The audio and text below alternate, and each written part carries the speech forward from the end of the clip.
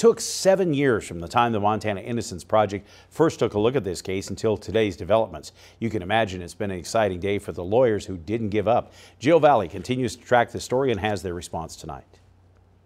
And this never ever gets old. It's as exciting now as it was on our first exoneration. One of our attorneys who worked with us, who's Larry Gent from Bozeman, told me today that in his entire legal career, this is the most gratifying result he's ever seen.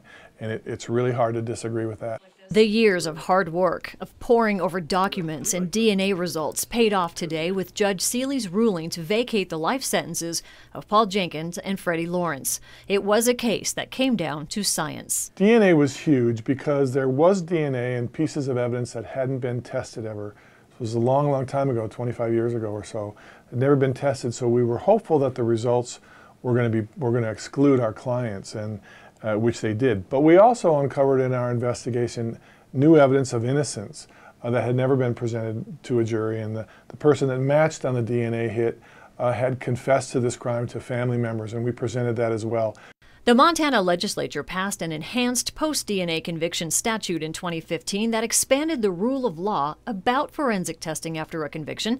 The Montana Innocence Project believes this could be the first case of its kind to use the new law. DNA is probably my favorite kind of forensic science to work with, mainly because it's so definitive.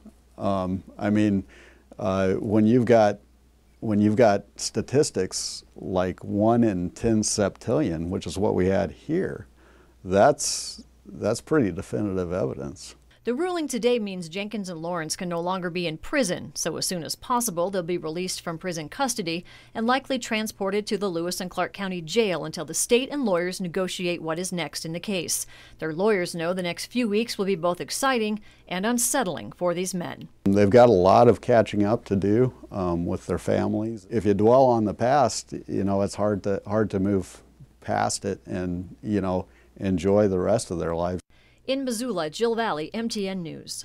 We spoke with Paul Jenkins' daughter today, who told us they're a little overwhelmed by today's developments, but they're looking forward to bringing their father home.